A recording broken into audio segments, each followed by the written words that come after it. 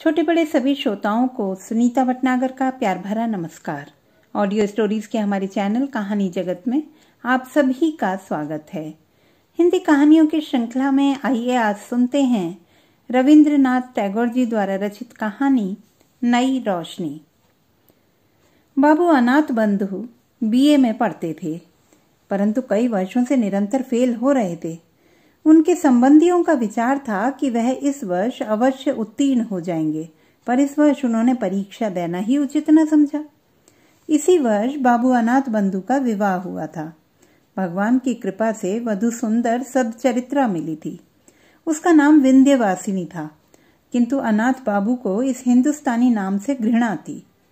पत्नी को भी वह विशेषताओं और सुंदरता में अपने योग्य न समझते थे, परंतु विंध्यवासिनी के हृदय में हर्ष की सीमा न थी। दूसरे पुरुषों की अपेक्षा वह अपने पति को सर्वोत्तम समझती थी। ऐसा मालूम होता था कि किसी धर्म में आस्था रखने वाले श्रद्धालु व्यक्ति की भांति वह अपने हृदय के सिंहासन पर स्वामी की मूर्ति सजाकर सर्वदा उसी की पूजा किया करती थी। इधर अनाथ बंधु की सुनिए, वह न जाने क्यों हर समय उससे रुष्ट रहते और तीखे कड़वे शब्दों से उसके प्रेम भरे मन को हर संभव ढंग पर जख्मी करते रहते। अपनी मित्र मंडली में भी वह उस बेचारी को घृणा के साथ स्मरण करते। जिन दिनों अनाथ बंधु कॉलेज में पढ़ते थे, उनका निवास ससुराल में ही था। परीक्षा का समय आया, किंतु उन्होंने परीक्षा दिए बगैर ही कॉलेज छोड़ दिया। इस घटना पर अन्य व्यक्तियों की अपेक्षा विंध्यवासिनी को अधिक दुख हुआ। रात के समय उसने विनम्रता के साथ कहना आरंभ किया, प्राणनाथ, आपने पढ़ना क्यों छोड़ दिया? थोड़े दिनों का कष्ट सह लेना कोई कठिन बात न थी। पढ़ना लिखना कोई बुरी बात तो नहीं। पत्नी की इतनी बात सुनकर अनाथ बंधु के मिजाज का पारा 120 डिग्री तक पहुंच गया। बिगड़कर कहने लगे, पढ़ने लिखने से क्या मनुष्य के 4 हाथ पांव हो जाते हैं? जो व्यक्ति पढ़ लिख कर अपना स्वास्थ्य खो बैठते हैं, उनकी दशा अंत में बहुत बुरी होती है। पति का उत्तर सुनकर विंध्यवासिनी ने इस प्रकार स्वयं को सांत्वना दी कि जो मनुष्य गधे या बैल की भांति कठिन परिश्रम करके किसी न किसी प्रकार सफल हो भी गए, परंतु कुछ न बन सके, तो फिर उनका सफल होना न होना बराबर है। इसके दूसरे दिन पड़ोस में रहने वाली सहेली कमला विंध्यवासिनी को एक समाचार सुनाने आई। उसने कहा, आज हमारे भाई बीए की परीक्षा में उत्तीर्ण हो गए। उनको बहुत कठिन परिश्रम करना पड़ा, किंतु भगवान की कृपा से परिश्रम सफल हुआ। कमला की बात सुनकर विंध्य ने समझा कि पति की हंसी उड़ाने को कह रही है। वह सहन कर गई और दबी आवाज से कहने लगी, बहन, मनुष्य के लिए बीए पास कर लेना कोई कठिन बात नहीं, परंतु बीए पास करने से होता क्या है? विदेशों में लोग बीए और एमए पास व्यक्तियों को घृणा की दृष्टि से देखते हैं।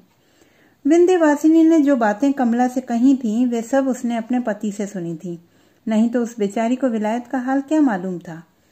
कमला आई तो थी हर्ष का समाचार सुनाने, किंतु अपनी प्रिय सहेली के मुख से ऐसे शब्द सुनकर उसको बहुत दुख हुआ।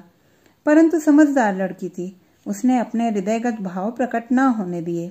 उल्टा विनम्र होकर बोली, बहन, मेरा भाई तो विलायत गया ही नहीं, और न मेरा विवाह ऐसे व्यक्ति से हुआ है जो विलायत होकर आया हो, इसलिए विलायत का हाल मुझे कैसे मालूम हो सकता है। इतना कहकर कमला अपने घर चली गई। किंतु कमला का विनम्र स्वर होते हुए भी ये बातें विंध्य को अत्यंत कटु प्रतीत हुईं। वह उनका उत्तर तो क्या देती, हाँ, एकांत में बैठकर रोने लगी। इसके कुछ दिनों पश्चात एक अजीब घटना घटित हुई जो विशेषतः वर्णन करने योग्य है।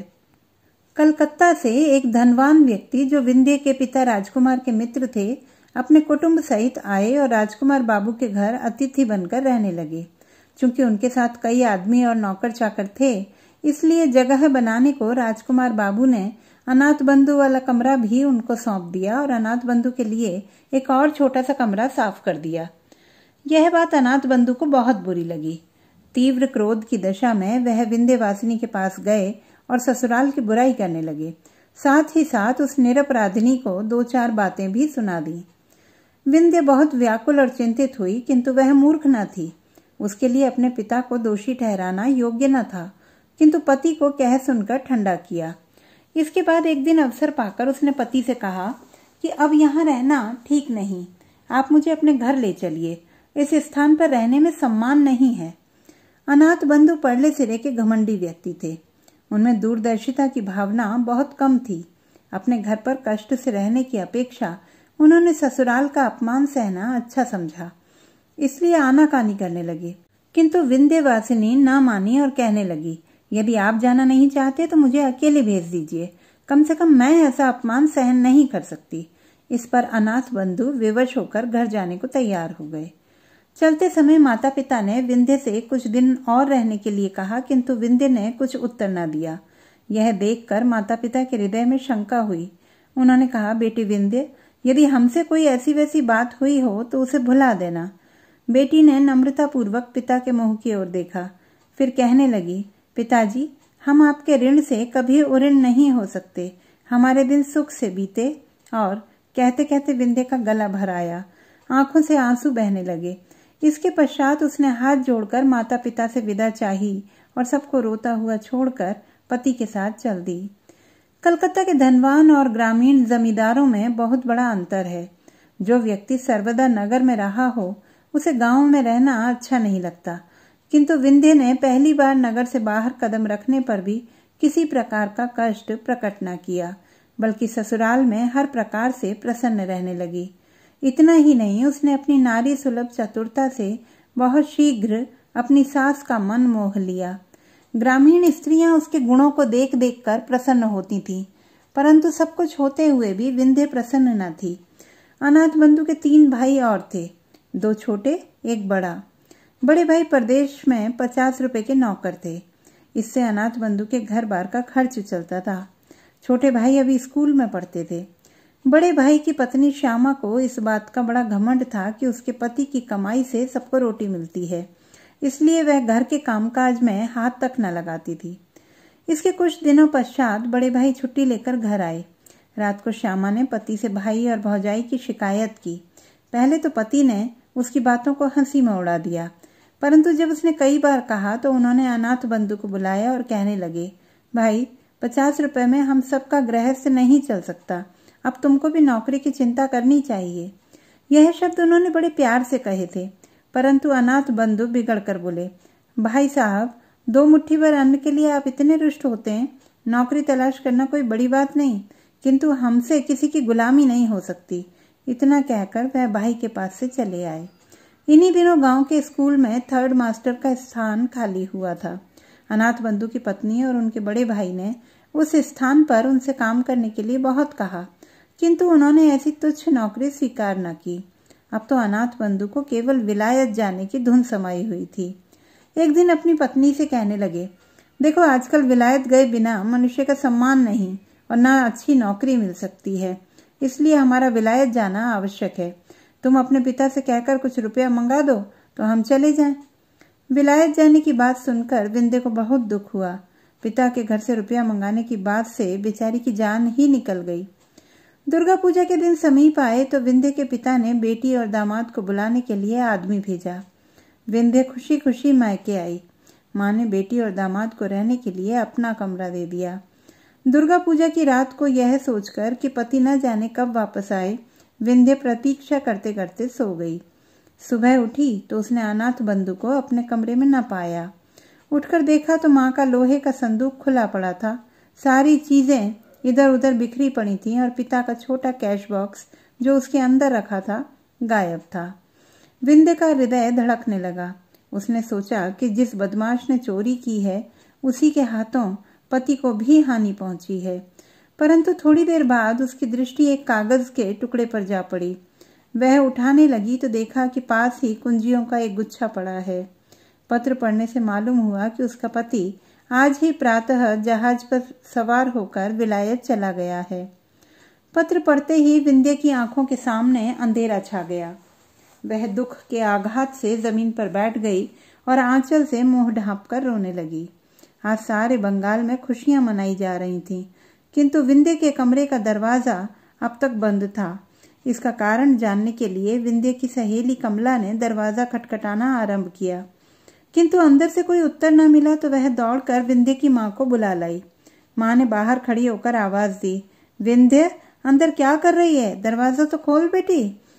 माँ की आवाज पहचान कर विंध्य ने झट आंसुओं को पोंछ डाला और कहा, माताजी, पिताजी को बुला लो। इससे माँ बहुत घबराई। उसने तुरंत पति को बुलवाया। राजकुमार बाबू के आने पर विंध्य ने दरवाजा खोल दिया और माता पिता को अंदर बुलाकर फिर दरवाजा बंद कर लिया। राजकुमार ने घबराकर पूछा, विंध्य क्या बात है, तू रो क्यों रही है? यह सुनते ही विंध्य पिताजी के चरणों में गिर पड़ी और कहने लगी, पिताजी मेरी दशा पर दया करो, मैंने आपका रुपया चुराया है। राजकुमार आश्चर्यचकित रह गए। उसी हालत में विंध्य ने फिर हाथ जोड़कर कहा, पिताजी इस अभागिन का अपराध क्षमा कीजिए। स्वामी को विलायत भेजने के लिए मैंने यह नीच कर्म किया है। अब राजकुमार को बहुत क्रोध आया। डांट कर बोले, दुष्ट लड़की, यदि तुझको रुपये की आवश्यकता थी तो हमसे क्यों न कहा? विंध्य ने डरते डरते उत्तर दिया, पिताजी आप उनको विलायत जाने के लिए रुपया न देते। ध्यान देने योग्य बात यह है कि जिस विंध्य ने कभी माता पिता से रुपए पैसे के लिए विनती तक न की थी, आज वह पति के पाप को छिपाने के लिए चोरी का इल्जाम अपने ऊपर ले रही है। विंध्यवासिनी पर चारों ओर से घृणा की बौछारें होने लगी। बेचारी सब कुछ सुनती रही किंतु मौन थी। तीव्र क्रोधावेश की दशा में राजकुमार ने बेटी को ससुराल भेज दिया। इसके बाद समय बीतता गया किंतु अनाथ बंधु ने विंध्य को कोई पत्र न लिखा और न अपनी माँ की ही कोई सुध-बुध ली। पर जब आखिरकार सब रुपये जो उनके पास थे खर्च हो गए तो बहुत ही घबराए और विंध्य के पास एक तार भेजकर तकाजा किया। विंध्य ने तार पाते ही अपने बहुमूल्य आभूषण बेच डाले और उनसे जो कुछ मिला वह अनाथ बाबू को भेज दिया। अब क्या था, जब कभी रुपयों की आवश्यकता होती वह झट विंध्य को लिख देते और विंध्य से जिस तरह बन पड़ता अपने रहे सहे आभूषण बेचकर उनकी आवश्यकताओं को पूरा करती रहती। यहाँ तक कि बेचारी गरीब के पास कांच की 2 चूड़ियों के सिवाय शेष कुछ भी न रहा। अब अभागी विंध्य के लिए संसार में कोई सुख शेष न रहा। संभव था कि वह किसी दिन दुखी हालत में आत्महत्या कर लेती, किंतु वह सोचती कि मैं स्वतंत्र नहीं, अनाथ बंधु मेरे स्वामी हैं, इसलिए कष्ट सहते हुए भी वह जीवन के दुख उठाने पर विवश थी। अनाथ बंधु के लिए वह जीवित रहकर अपना कर्तव्य पूरा कर रही थी, किंतु अब चूंकि उसके लिए विरह का दुख सहना कठिन हो गया था, इसलिए विवश होकर उसने पति के नाम वापस आने के लिए पत्र लिखा। इसके थोड़े दिनों बाद अनाथ बंधु बैरिस्ट्री पास करके साहब बहादुर बने हुए वापस लौट आए, परंतु देहात में बैरिस्टर साहब का निर्वाह होना कठिन था, इसीलिए पास ही के एक कस्बे में होटल का आश्रय लेना पड़ा। विलायत में रहकर अनाथ बंधु के रहन सहन में बहुत अंतर आ गया था। वह ग्रामीणों से घृणा करते थे। उनके खान पान और रहन सहन के तरीकों से यह भी मालूम न होता था कि वह अंग्रेज हैं या हिंदुस्तानी। विंध्य यह सब सुनकर बहुत प्रसन्न हुई कि स्वामी बैरिस्टर होकर आए हैं, परंतु माँ उसकी बिगड़ी हुई आदतों को देखकर बहुत व्याकुल हुई। अंत में उसने भी यह सोचकर दिल को समझा लिया कि आजकल का जमाना ही ऐसा है, इसमें अनाथ बंधु का क्या दोष। इसके कुछ समय पश्चात एक बहुत ही दर्द से भरी घटना घटित हुई। बाबू राजकुमार अपने कुटुंब सहित नाव पर सवार होकर कहीं जा रहे थे कि सहसा नौका जहाज से टकराकर गंगा में डूब गई। राजकुमार तो किसी प्रकार बच गए, किंतु उनकी पत्नी और पुत्र का कहीं पता न लगा। अब उनके कुटुंब में विंध्य के सिवाय कोई और शेष न रहा। इस दुर्घटना के पश्चात एक दिन राजकुमार बाबू विकल अवस्था में अनाथ बंधु से मिलने आए। दोनों में कुछ देर तक बातचीत होती रही। अंत में राजकुमार ने कहा, जो कुछ होना था सो तो हुआ, अब प्रायश्चित करके अपनी जाति में सम्मिलित हो जाना चाहिए, क्योंकि तुम्हारे सिवाय अब दुनिया में हमारा कोई नहीं। बेटा या दामाद जो कुछ भी हो, अब तुम हो। अनाथ बंधु ने प्रायश्चित करना स्वीकार कर लिया। पंडितों से सलाह ली गई तो उन्होंने कहा, यदि इन्होंने विलायत में रहकर मांस नहीं खाया है तो इनकी शुद्धि वेद मंत्रों द्वारा की जा सकती है। यह समाचार सुनकर विंध्य हर्ष से फूली न समाई और अपना सारा दुख भूल गई। आखिर एक दिन प्रायश्चित की रस्म अदा करने के लिए निश्चित किया गया। बड़े आनंद का समय था। चहुं ओर वेद मंत्रों की गूंज सुनाई देती थी। प्रायश्चित के पश्चात ब्राह्मणों को भोजन कराया गया और इसके परिणाम स्वरूप बाबू अनाथ बंधु नए सिरे से बिरादरी में सम्मिलित कर लिए गए। परंतु ठीक उसी समय राजकुमार बाबू ब्राह्मणों को दक्षिणा दे रहे थे कि एक नौकर ने कार्ड लिए हुए घर में प्रवेश किया और राजकुमार से कहने लगा, बाबूजी, एक मैम आई हैं। मैम का नाम सुनते ही राजकुमार बाबू चकराए। कार्ड पढ़ा, उस पर लिखा था मिसेज अनाथ बंधु सरकार। इससे पहले कि राजकुमार बाबू हाँ या ना में कुछ उत्तर देते, एक गोरे रंग की यूरोपियन युवती खटखट करती अंदर आ उपस्थित हुई। पंडितों ने उसको देखा तो दक्षिणा लेनी भूल गए। घबराकर जिधर जिसके सींग समाये निकल गए। इधर मैम साहिबा ने जब अनाथ बंधु को न देखा तो बहुत विकल हुई और उनका नाम ले लेकर आवाजें देने लगी। इतने में अनाथ बंधु कमरे से बाहर निकले। उन्हें देखते ही मैम साहिबा माय डियर कहकर झट उनसे लिपट गईं। यह दशा देखकर घर के पुरोहित भी अपना बोरिया बंधना संभाल कर विदा हो गए। उन्होंने पीछे मुड़कर भी न देखा। तो दोस्तों, ये थी हमारी आज की कहानी। आपको कैसी लगी कमेंट बॉक्स में लिखना ना भूलें। चैनल को सब्सक्राइब करें, लाइक करें और मित्रों के साथ शेयर करें। दोस्तों, यदि आप कविताएं पढ़ने में रुचि रखते हैं तो मेरा प्रथम काव्य संग्रह है स्पंदन पढ़ना ना भूलें। यह Amazon Kindle पर ई बुक के रूप में उपलब्ध है।